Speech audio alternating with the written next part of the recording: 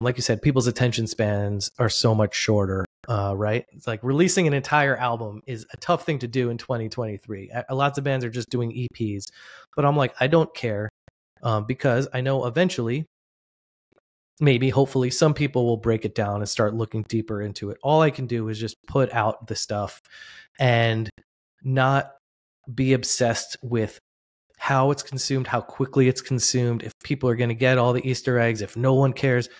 Basically, my responsibility is just to put as much stuff out there as I can before I'm gone. So on that note, that's what I want to do. You know, I'm focusing on the next music, and when we can get that out there. In terms of touring for the Rain Museum, I don't know. You know, I mean, we definitely, so this fall we're doing the 20-year anniversary tour of Dream to Make Believe, because I think there's kind of a little bit of a demand for that. I don't know if there's going to be a Rain Museum headlining tour. I know in the fall we might take some opportunities opening up for some other bands. Maybe we'll put out some new music, and honestly, that's all I really want to do. I just want to put out interesting stuff to challenge people, to maybe make other people have interesting moments in their lives where they face what they're going through, and that's it. You know, maybe my manager would hope I would want more than that, but like, that's really, you know, I don't really have a goals in terms of, like, you know, I don't know, playlisting and stuff. Yeah. I totally understand. I'm going to take a brief pause, open this window, and then continue that train of thought.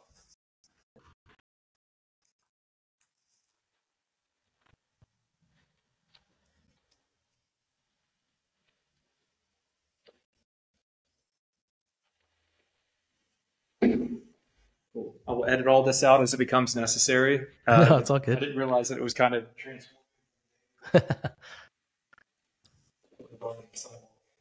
Patch all this up. So you spoke to opening up for some other bands as well. Yeah. That's kind of where things stand in terms of your goals and aspirations at this moment. What other bands are you thinking about opening up for, and kind of what's intriguing you? Because we talked earlier about what you're listening to now. Who would you like to open up for or play with?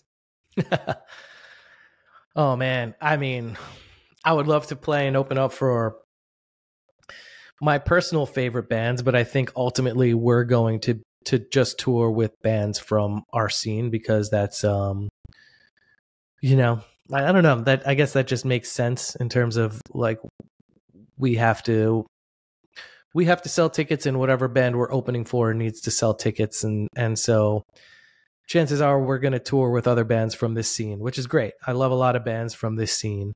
You know, again, a lot of my personal favorite bands, Radiohead, Nine Inch Nails, Sleep Token, bands like that. Like, I don't think there's a world in which we could tour with those bands.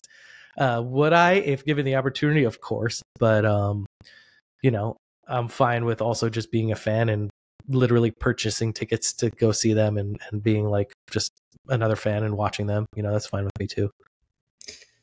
Well, look, that's sensible. Like, from a logical perspective that you make, from a business perspective, I totally get it. But and it makes sense that you're obviously going to be doing the anniversary tour of What to Do When You're Dead. But that album, the reason that I keep coming back to it, not just sonically, but conceptually, is it speaks to this generation as much as it did to ours.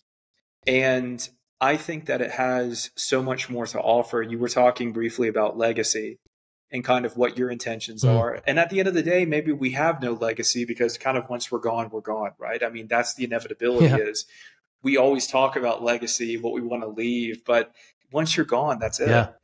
But that album, I've been thinking about that a lot too. No, please. I would like to hear more of your thoughts on that. I guess it's a two-part question. Number one is, what does legacy mean to you? And number two is, what do you think about the way that specific album, What to Do When You're Dead, resonates with this generation as opposed to ours? Oh, man.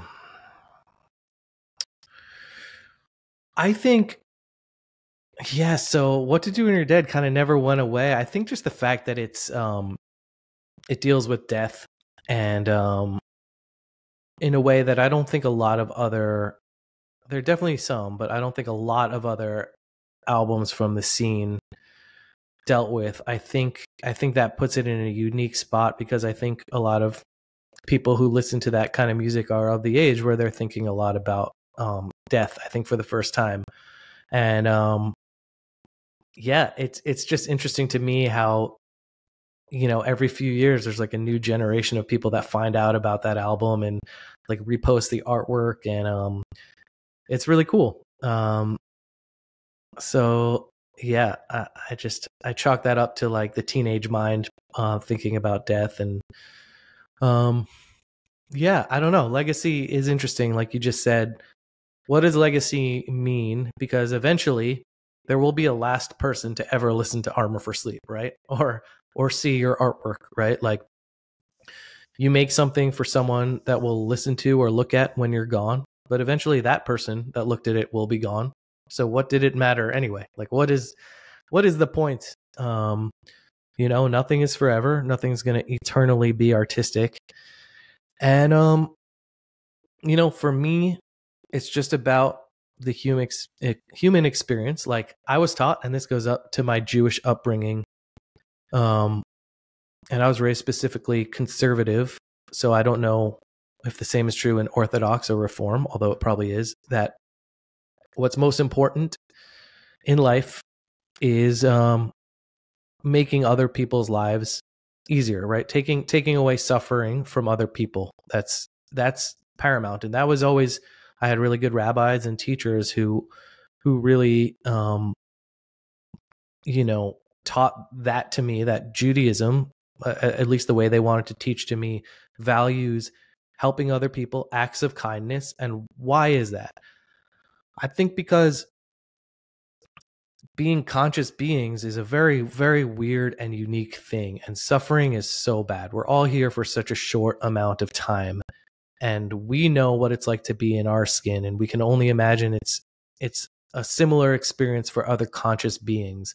So helping other conscious beings have their limited time on Earth be a little bit less painful, I think is the greatest thing that we could do, right? Even though they will eventually die and be gone, if I can stop somebody from suffering for a little bit, then that makes their weird conscious experience that much easier.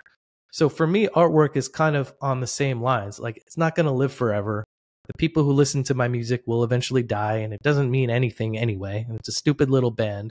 But if it could make somebody examine their consciousness, maybe be a little bit at ease with some emotions that they're having, maybe have a moment of feeling in awe about their life, then that's kind of like me helping them out, right? It's kind of like me taking their pain away a little bit. And I think that's cool. I like to make other people's experience on this planet maybe a little easier, because I want my life to be a little easier. I want somebody to be able to take my pain away if I'm in pain.